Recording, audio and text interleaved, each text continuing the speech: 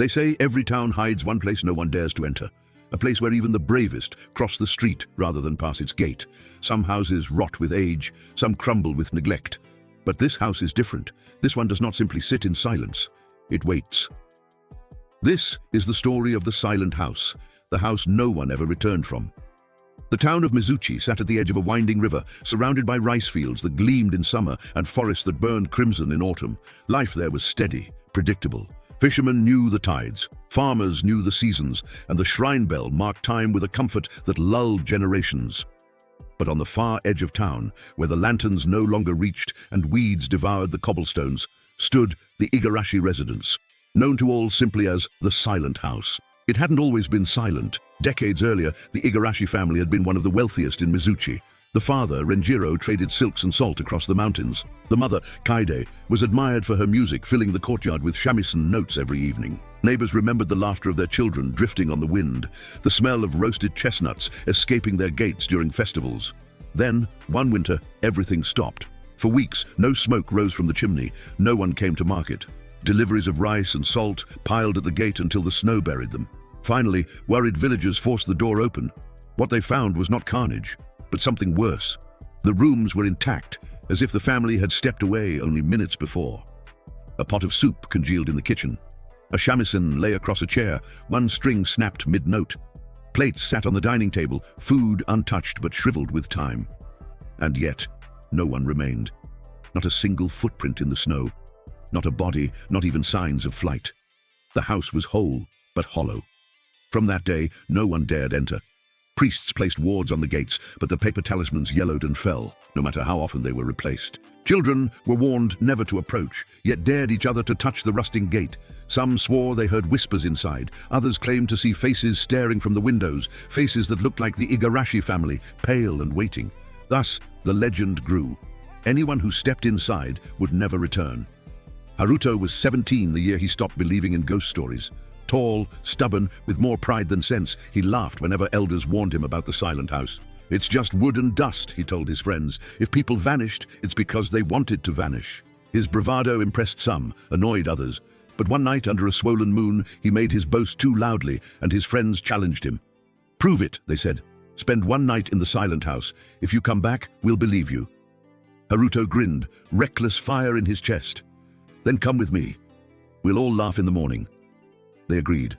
4 boys, carrying lanterns, crossed the crooked road to the edge of town. The gate loomed before them, black against the silver moonlight. The closer they came, the quieter the world became.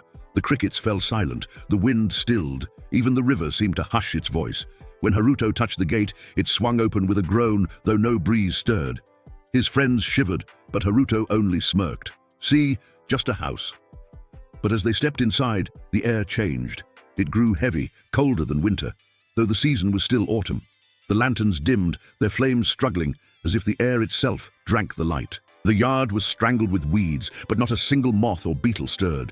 The silence pressed close, smothering even the sound of their boots on the path. One boy whispered, "Maybe we shouldn't." "Scared already?"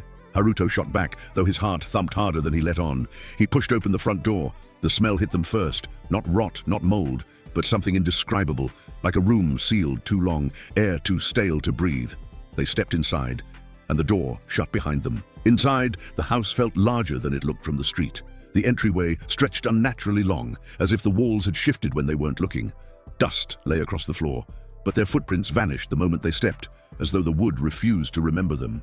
The lanterns flickered, dim light pushing back against the shadows. The silence was unbearable, even their breathing seemed stolen, as if the house itself inhaled their sound. "Stay close," Haruto muttered. They moved into the parlor. A low table stood there, half covered with a tattered cloth. A teacup rested on its side, still damp, though no one had touched it for decades. One boy reached out. The cup was warm. They froze. Then came the first sound. A faint creak above them, like a footstep on the upper floor. "Someone's here," one whispered. Haruto swallowed. "Then we'll find them." They climbed the stairs, each step groaning like a warning. The hall above stretched too far, doors lining both sides all ajar, shadows seeping from within. They passed the first door. Inside was a bedroom, the futon neatly folded, the pillow dented as if someone had just risen. On the floor lay a child's toy, a carved wooden horse, rocking slowly, though no wind stirred. One friend swore he saw small footprints leading to the corner, but when they lit it, The prince vanished. They pressed on. At the third door, the silence deepened. It wasn't emptiness. It was pressure, pressing against their skulls until their ears rang. Haruto felt a tremor in his chest, as if his heartbeat no longer belonged to him. One of the boys clutched his lantern tighter. "I can't do this," he whispered, voice breaking. And then he was gone. No sound, no scream, just gone. 1 second he stood beside them. The next, the lantern clattered to the floor, rolling in circles before sputtering out. The three who remained froze, eyes wide. Where did he— "Shut up!" Haruto hissed, though his own hands trembled. He picked up the fallen lantern, but it would not relight. They hurried down the corridor. At the fifth door, another vanished. He was speaking mid-sentence when silence cut him off. Haruto turned, nothing but empty air. The boy's words hung in Haruto's ears, unfinished, swallowed by the house. Panic surged. "Run!" the last friend shouted, bolting down the corridor.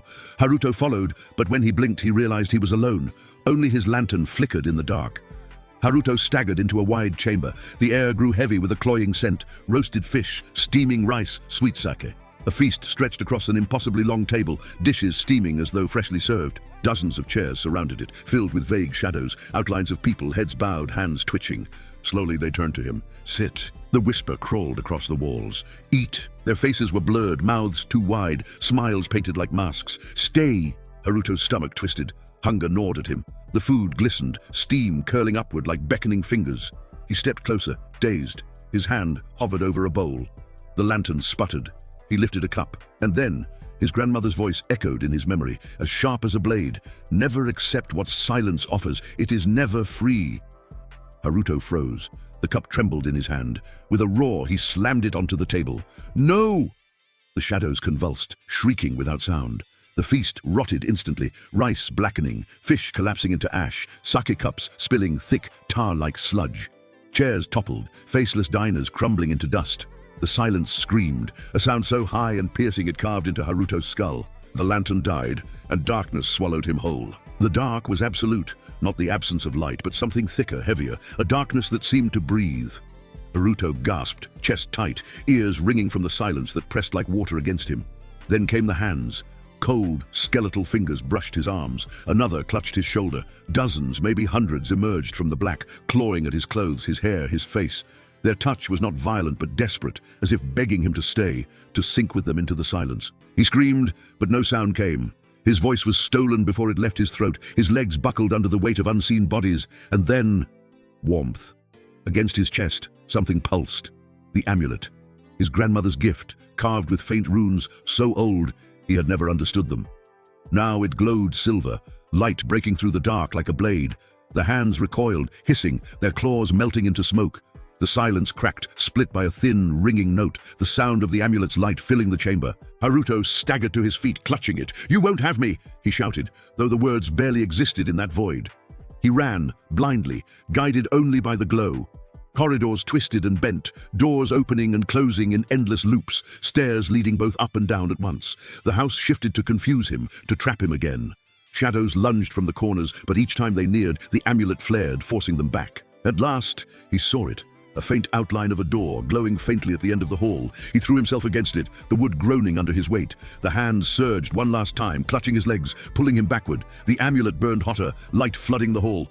With a cry, Haruto ripped free and shoved the door open. Cold night air struck his face. He collapsed onto the cobblestones outside, gasping, the moon high above him. Behind him, the silent house loomed unchanged, its windows dark, its roof sagging, its walls silent as a grave. But as he stared, he swore he saw a flicker of movement, a curtain twitching, a shadow leaning from the window as though watching him.